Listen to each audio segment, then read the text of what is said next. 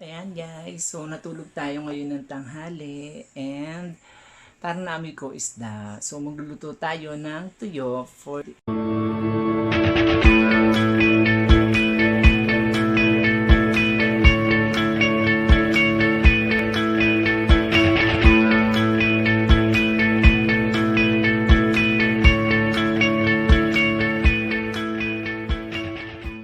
ako nakapag-lunch pa.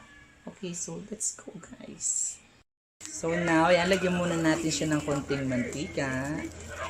Natin isa-isa ang tuyo.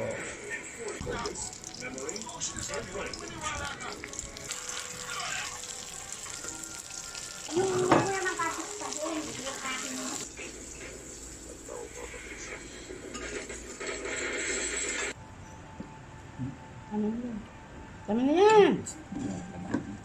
Ang alam, may lamig-lamig na.